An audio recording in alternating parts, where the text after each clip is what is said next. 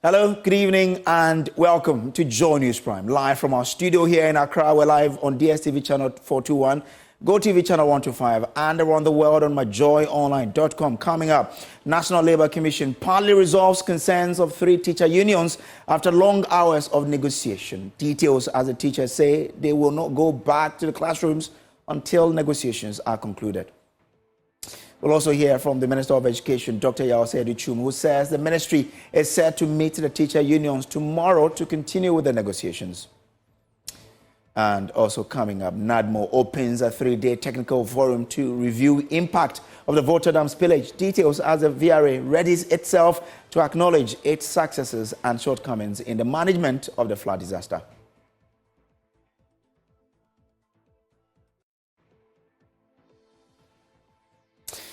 We are also live in the Ashanti Regional Capital, where participants at the Star Ghana JoyNews Ghana Connect Town Hall have been laying out the case why political party manifestos must be responsive to their real needs. We have details, plus hear from experts who are worried about the culture of successive governments abandoning uncompleted projects.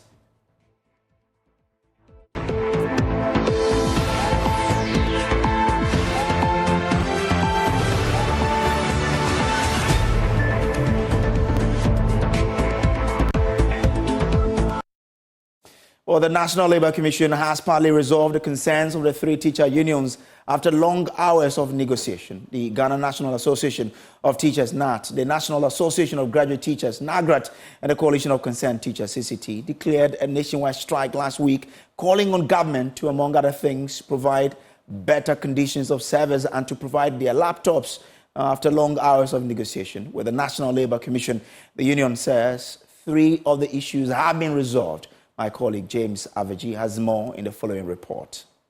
It's been exactly 1 week since 3 teacher bodies, the Ghana National Association of Teachers, the National Association of Graduate Teachers, NAGRAT, as well as the Concerned Teachers, CCT, declared a nationwide strike on the basis of various issues they've been raising that government needed to attend to. So for the past 1 week, teachers have not been in the classroom.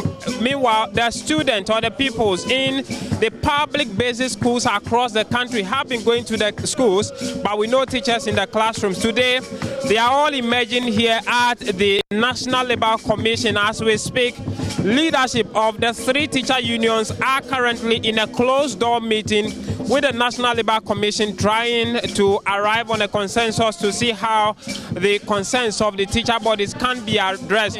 I have here one of the leadership of the bodies ready to have an interaction with us. Madam, tell us your name and who you are to the various bodies. My name is Sarah Oyo Oredu.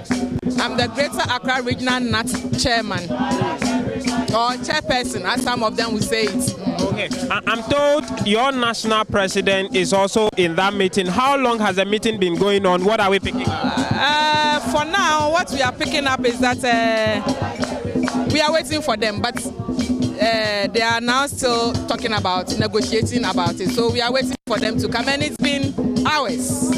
It's been hours, yes. I mean, what are the various concerns? Remind us again for which reason you have decided not to go into the classroom. Okay, you realize that as a worker of Joy, you cannot work without a condition of service.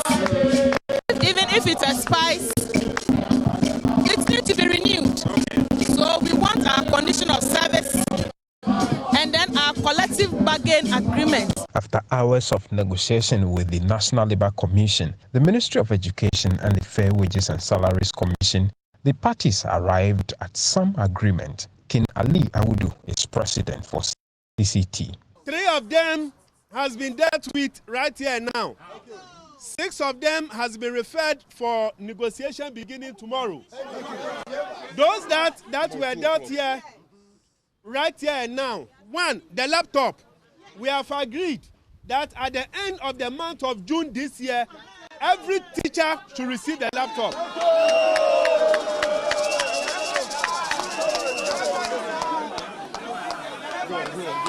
Now, there has been so many deadlines that that has been given. But none of those deadlines resulted in a strike or came to the Labour Commission. This is a ruling of the Labour Commission. If they don't do it, we are going to take a much bigger action than this. The next one is about our scheme of service. GES do not have a scheme of service. So how a headmaster is appointed, how a director general is appointed, how a form master is appointed, it's not documented in any book. It has been agreed here that by the 8th of April, the Ghana Education Service should present the draft scheme of service to the teacher unions for review. He said the unions will continue to negotiate for the 6 other demands from tomorrow. Rent allowance. 2, transport or commuting allowance. 3, utility subsidy allowance.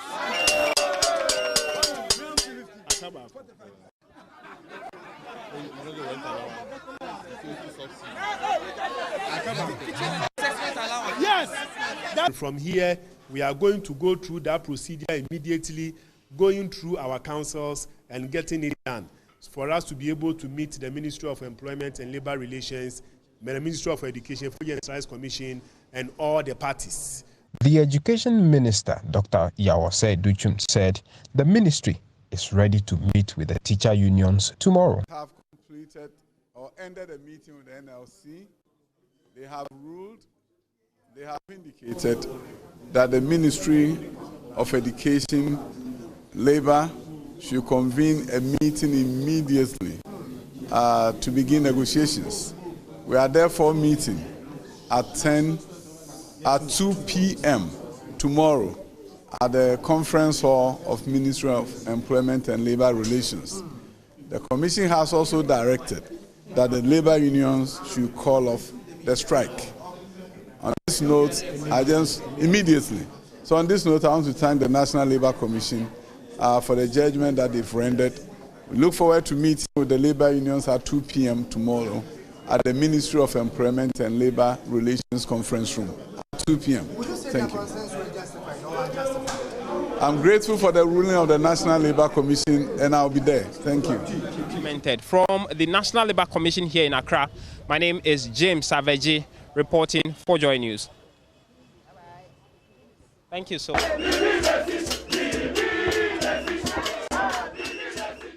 I will go on the phone lines to have a conversation on this shortly. But the strike action has begun biting harder. Some final year junior high school students in the Ashanti region have resorted to self-learning to prepare for the BEC exams. According to the student pupils, the strike could affect their performance in the upcoming examinations if it's not called off immediately. Love News' Anita Sewa Ajoga has more in the following report. Academic activities in various basic schools have halted due to the ongoing strike by pre-tertiary teacher unions. The strike declared by the teacher unions is centered on grievances related to their conditions of service and other pertinent issues. Some final year students of the State Experimental Basic School lament the strike will affect their performance in their upcoming BECE. Yes, we are going to write exams next week. But the teachers are not coming to school, so it's going to affect us. We are not going to get good grades because they are not coming to school to teach us what we are supposed to learn. And they are also telling us that the questions will be plenty. So we have to come to school by ourselves and learn by ourselves. We can't learn everything on our own, so if the teachers do not come, we will not be able to complete what we have to learn this term. I've heard that they are already done setting the questions, so if we are not able to complete it, we will not be able to write the exams. I'm Kofi. It's almost teachers for no mama strike, come on, and students have my own strike. The more cultural government for say I can't model your mona so munchia. Yes, I'm so mumbechia mom. Now, so much bachelor, they need to you exams sent by it. Affecting us much because we are not getting the time to revise with our teachers, and we are going to do a presentation because of the strike. The teacher is not coming to school to do the presentation with us, so it's affecting us in many ways.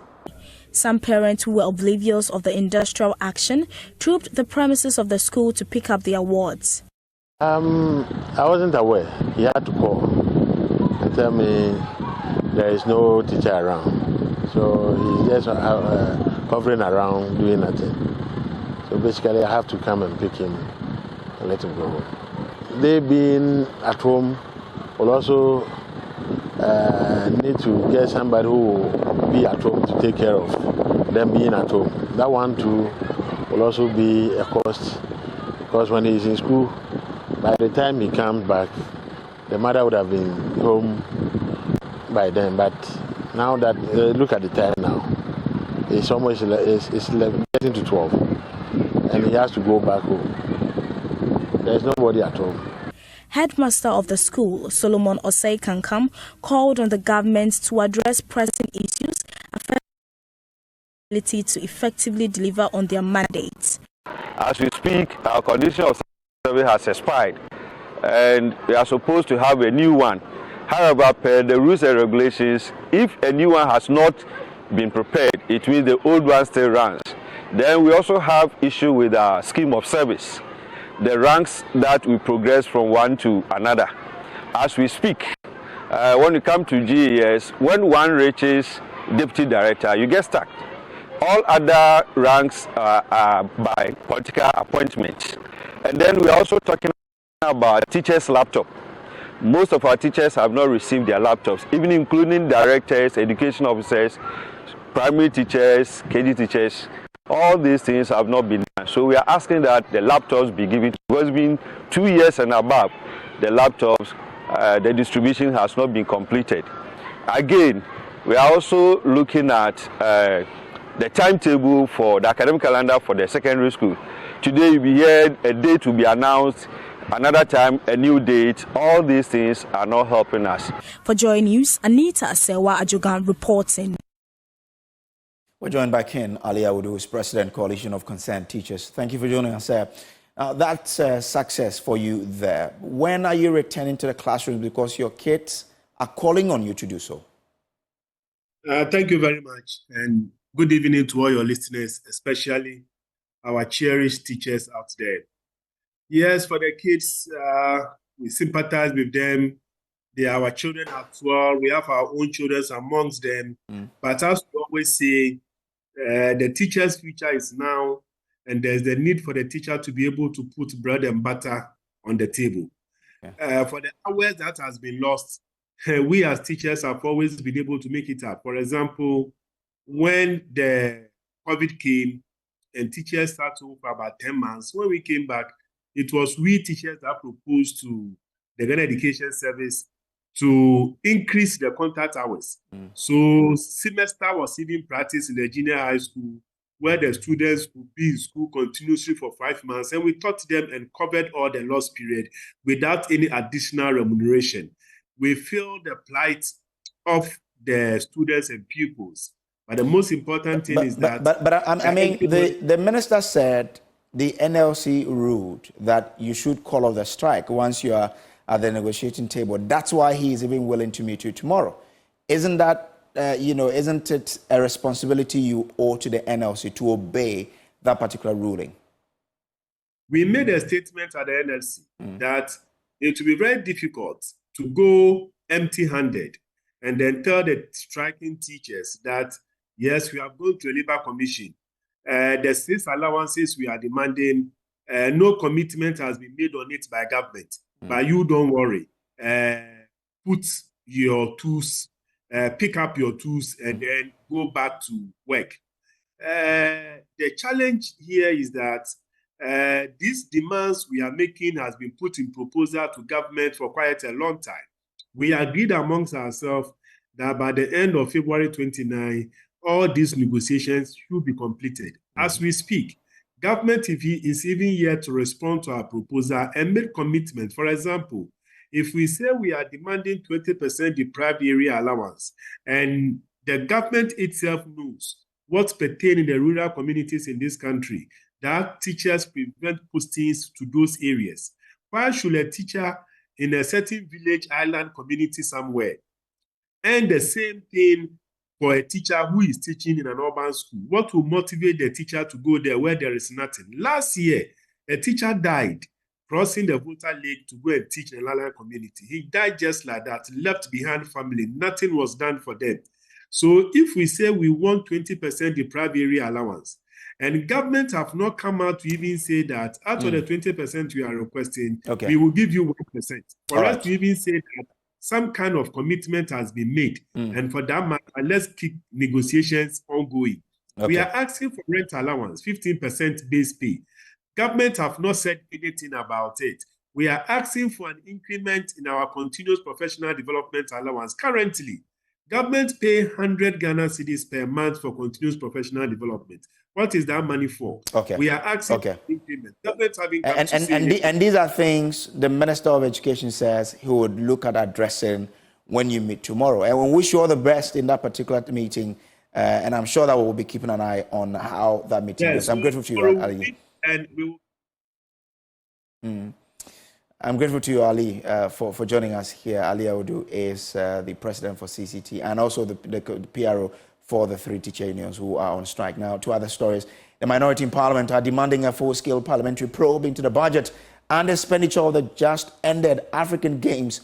Government, we know, spent some $240 million on the continental showpiece, but several persons have criticized the organization of the Games. Addressing journalists in Parliament, Minority spokesperson on youth and sports, Kobina Mensah Woyome, berated government for what they describe as the poor organization and insist a full-scale investigation will unravel corruption and mismanagement.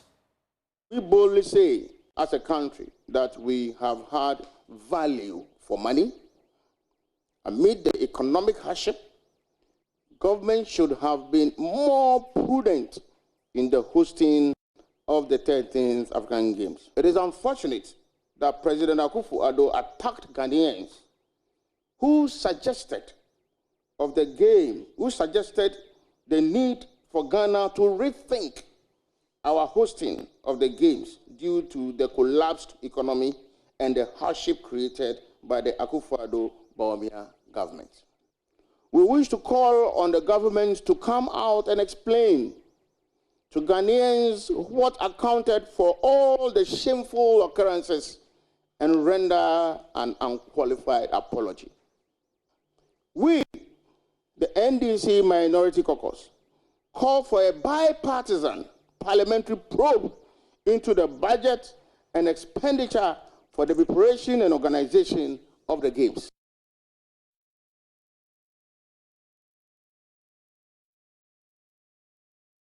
Kobina Woyome Mensah claims Ghana had no value for its money spent on the Games, adding that the Games were a monumental disaster.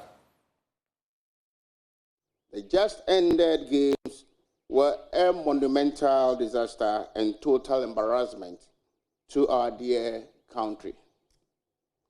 The Akufo-Addo-Bawumia NPP government spent a staggering $240 million on the just-ended Games. Yet, the organization and management of the event was poor and shambolic. While the government sacrificed value for money principles and breached procurement procedures, infringed on the Public Financial Management Act, leading to huge expenditure, Ghanaians have been swayed by the frivolous outcome of the Games to believe all is well. Given the current state of the Ghanaian economy, which has been rendered bankrupt by the Akufo-Addo-Bawumia NPP government, emerging details about the hefty expenditure on the Games raise eyebrows and concerns among Ghanaians. Several unfortunate incidents that were recorded in the course of the Games left many wondering whether that quantum of money was really spent on the Games. So that's the minority spokesperson on the Youth and Sports Committee of Parliament. Now, several other people have been talking about this, many reactions also coming in from government as well. and the committee that is in Parliament were trying to get the chairman of this committee to find out from him whether or not the concerns from the minority spokesperson is valid, and he, as a chairman, will also back the calls for an investigation to be conducted into the expenditure, so that, I mean, in the end, Ghanaians can decide or conclude for themselves whether or not there was value for money in what went on in this country. This is still the JoyNews Prime. We're on the same African Games. I mean, sports journalists, some of them have criticized the beginnings of the games. I mean, how the whole thing went about. There were some messy happenings, but the ending was something that many Ghanaians have applauded. Let's bring in JoyNews editor Fentio Tahiru. Fentio, grateful to you for joining us. Now, do you get the same sense that there's a substantial demand for an investigation to be conducted into the the organization of the games itself? I think it will be something worthwhile. I feel there is definitely the need for accountability, and if what it takes is a probe, then I'm certainly for it. And this is based on everything that has happened in the lead up to the games. Here at Joy Sports, we had been reporting about the kinds of issues that the LOC had encountered, including the ministry, in the lead up to the games. And we were warning people to the point where we were almost called negative. But in the first week of the competition, a lot of those issues became apparent, where athletes were now being transported on the back of pickup trucks. Other athletes complaining about lack of competition gear, like the cyclists or even the volleyball players. So there have been some issues. There have been documented issues of even other team members, for example, even during the departure, leaving in taxis because there was no vehicle available for them. There have been issues of last-minute transportation or last-minute importation of very important competition equipment, like the hockey pitch, for example, which didn't arrive in time, resulting in South Africa pulling out. And also because of the late arrival of all of these things, we've had to pay more in terms of freight costs. So there is a lot of other issues surrounding the games that will deserve a bit of public, scrutiny. And I think that if anybody wants to look into it and see if we had value for money in these other areas of our organization, then I'm all for it, because I think a lot of the issues that happened during the games were issues that any sensible human being will look back and say, how did these things happen if we say we invested this amount of money? So where was the money? Where was there? So, and it's not even just about the money. It's also about even discovering how we went about the games and then seeing what lessons can be learned about how we organize these games going forward. So for me, I think, it's a practice that has become very common. The issue, Samuel, is that what is usually done after these investigations. For me, I think that is the crux of the matter. If we call these people, they probe, and then they find out what wasn't done efficiently, where we went wrong, some monies that were spent that was not supposed to be spent. In the end, what happens? Because this very select committee on sports, investigated Ghana's participation at the 2021 Africa Cup of Nations. They had the captain, Andre Ayew, they had the sports minister. So many issues, were revealed. And, at that particular investigation, we have copies of the report. But we saw the exact same issues repeating themselves at the next AFCON, which happened in Cote d'Ivoire. It's almost like it's business as usual. People would come and sit down and take sitting allowances because, it's good for them. And then at the end of the day, when they find out what exactly went wrong, people don't get punished. Okay. Fent, I'm grateful to you for joining us with all of those insights there. Now, away from that, pressure is mounting on the Electricity Company of Ghana to publish a load management timetable, as businesses say the growing uncertainty being caused by the inconsistent power supply is impacting the operations. This concern comes in the wake of ticking deadline. The power distributor has to meet before tomorrow to publish a timetable as directed by the Public Utilities Regulatory Commission. But before this directive elapses, the Energy Minister, Dr. Matthew Poku-Prempeh, has shut down calls for a timetable, indicating that he does not also support the release of a load-shedding timetable. He has been receiving some flack for his comment by a section of the Ghanaians who called into the Super Morning Show. I live in Kaswa. We've had intermittent light off, like we are connected to generator, and the generator is out of fuel. What is the minister saying? What do they take us for? Bring us a timetable so that we know how to plan our life, so that we know when we have life and when we don't have life, so that at least life will be at least some. I'm really frustrated this morning. Yesterday, the lights were on throughout the day. Sometime in around, I think, 6, the light went off. Within a few seconds, it blinked and came back. And then they took it again. Within about 3 hours, they brought it back. And you say we are not scheduling lights? If I were the president by now, I'd fire him. But African ministers and their presidents, they think they are monarchs. Those who, in their own faith, can still go and queue and say they're voting for these people. That is my worry.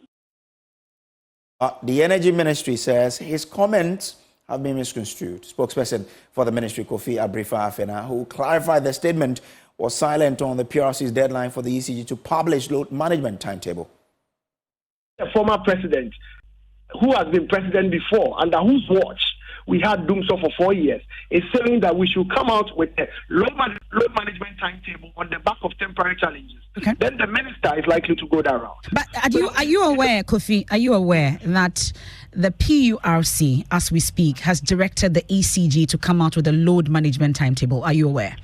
MFA, that is for the ECG to speak to. I am speaking to you on the background and within the context within which the minister spoke. And so the minister, for people to say that the minister is insensitive to the plight of Ghanaians, that is where we are trying to, clarify the issues. Because this is the same minister who, on the back of Doom CSA, came to tell the people that this is what we are doing. We shut it down and then we maintain it, and then when it is on, we bring it back. And so as we speak, has shown ab initio that he very much cares about the plight of the Ghanaian people. So for a single interview to be misconstrued, to portray him as being insensitive, that is what we are trying to avert the mind of Ghanaians. So is the sensitive minister still staying or sticking to the point that there's no need for a load shedding timetable, considering the power situation that we are faced with? I don't have any brief to the effect that anything has changed. As we speak, just before I came to work, there was no light. Last night, we slept in the darkness as well. So we're wondering, really, what is happening? All of us are at a point where we have a consensus as to the current challenge. And for me, that is the principle, that the minister appreciates that there's a challenge that needs to be addressed. And that's the reason why he said it is not an event. It is being addressed. It is being solved. Okay. So, well, Kofi, before we wrap up, Kofi, that it is being solved. For anybody to say that there should be a load management timetable, that is what the minister holds a different view about. Okay. So there's nothing about that interview that the minister would want. Ministry of Energy PRA with my colleague MFA Apao there. This is still the JoyNews Prime. We'll take a quick break. We'll be back. More interesting stories to stay.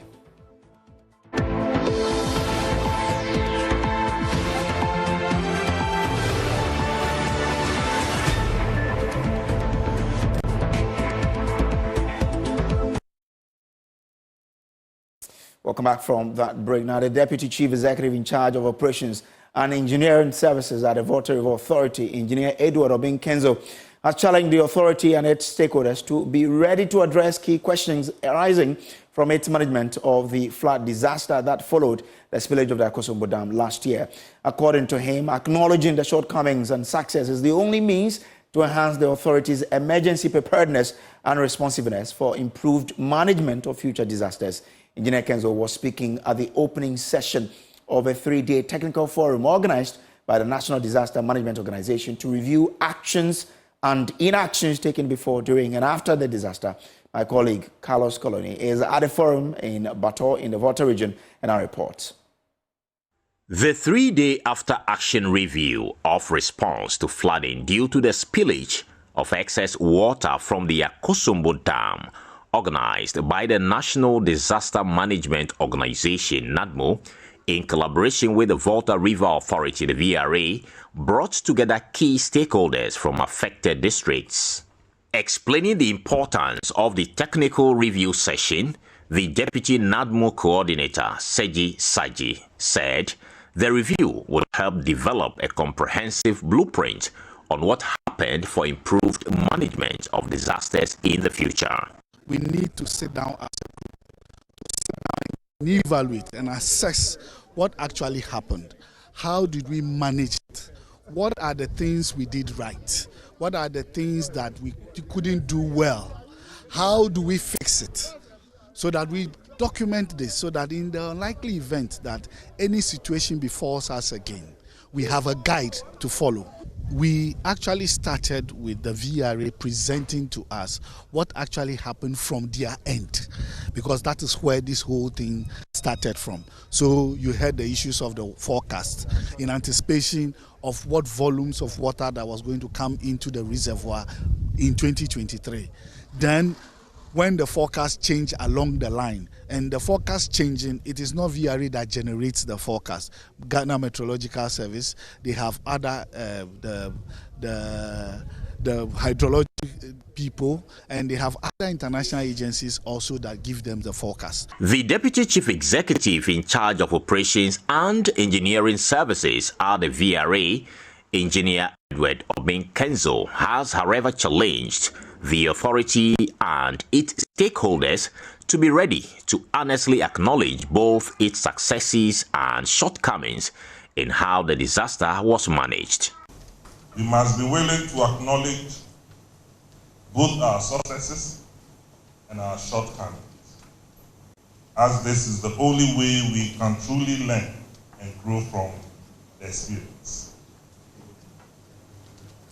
One key aspect of this after-action review to examine the effectiveness of our emergency response protocols and procedures. Were there any challenges or bottlenecks that hindered our abilities to mobilize resources and coordinate the response effort? That'll be one question that we should ask ourselves. What worked well, and what areas require improvement? These are questions that we must address with honesty and a commitment to change. Some participants believe the after review is important to help reshape public perception about what really led to the disaster. We all had misconceptions with conspiracy theories flying left, right, center, Today the issues are clearer. What it means is that the disaster was almost unavoidable. Could it have been managed better? Yes. In terms of logistics, how the people were to be evacuated to the safe havens and all that, that could have been handled better. But the disaster per se was not that avoidable, like we are all learning today. It wasn't deliberate. From what we are learning today, from all the presentations we've seen so far, it was not deliberate. I don't think they meant to do us harm. Stakeholders believe the final report will be reached and be factored into the final white paper expected to be made public by the Interministerial Committee. Reporting from Bato in the Volta region, my name is Carlos Caloni. Now, the Korle Klottey Municipal Assembly is set to prosecute individuals engaged in open defecation and garbage dumping on a piece of land between the Independence Square and the Assembly Park, which is the burial site of former President John Evans Atta Mills.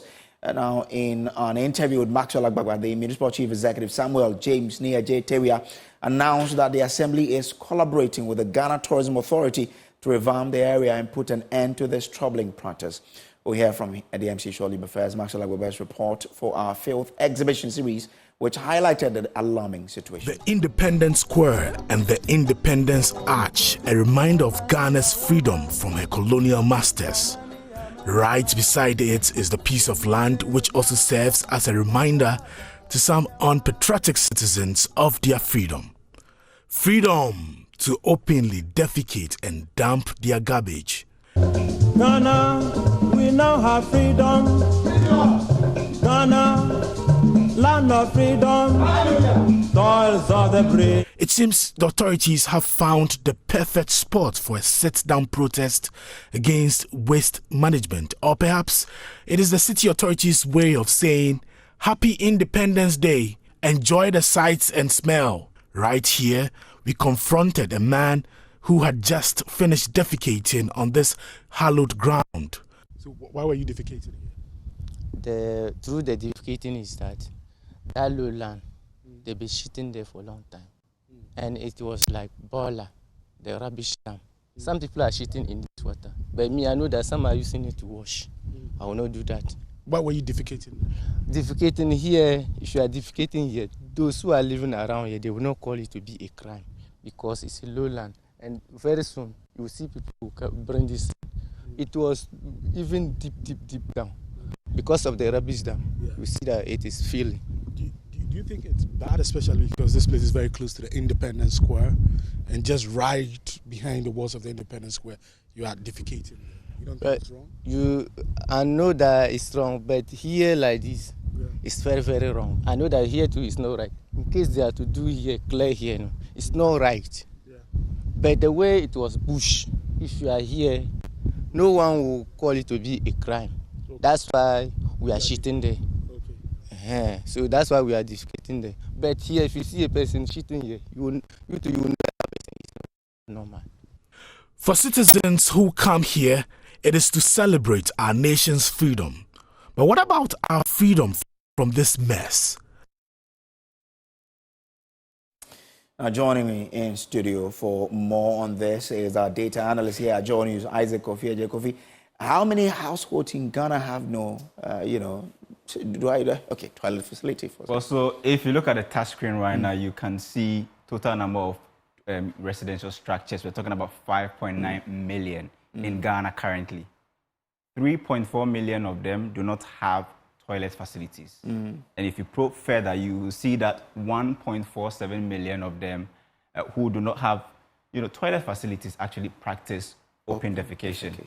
This is according to the Ghana Statistical Service 2021 Population and Housing Census. So we decided to dig a bit deep to look at the open defecation and look at the number of points that we can actually count in Ghana. So if you look at open defecation points in Ghana, you can count in bushes, open fields and gutters, 1.38 million points in Ghana where people defecate in bushes, open fields and gutters. If you look at it at the beach, we are talking about more than 61,000 points, the open defecation points at the beaches along the coast of Ghana. And even if you add, the lakes, you can count more than 61,000.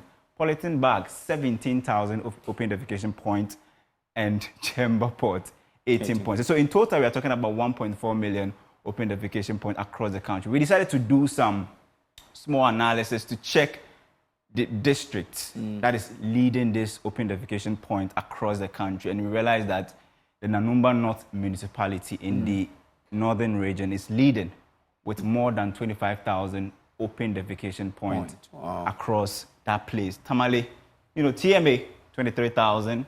Gushegu is around 22,000. All these, almost all of them, 9 out of them are in the northern region. The only outlier here is Ningo Pram Pram in the Greater Accra region, 18,000. Now, if you look at it, those along the beaches, Pantman municipality is number one with more than 5,000. Jomoro, we're discussing Jomoro at the backstage. More about 3,818. K2 South, there's Shama, there's Gomwa, there's Ebri, you can see all of them there. So I see mine there, Ahanta West. Ahanta. Yeah, Ahanta we have to work at it. Yeah. 2,734 open defecation points in Ahanta West. You need to work on this. Exactly. You need to really work on this. And in the Greater Accra region, the league, that's how it looks like. Adan West is leading, followed by Adan East, Tema Metropolitan Area, TMA. There's TMA East, there's Ningo Pram Pram, more than 1,526 open defecation points along the beach. This one we are talking about just the beaches in the Greater Accra region. So that's how the picture looks like. We have, as a country, close to 1.47 million open defecation points across the length and breadth. We should add that this forms part of the basis for the ranking of the various district assemblies in the district league table, and that's why some of the districts do not perform well. But I think AMA is doing quite well, but there's also much more work for all of us to do. I think the league table must continue for them to be able to do better, I suppose. Assembly bylaws too must be implemented. Well, that's Isaac Kofi Ejay there, data analyst here, bringing us those details here.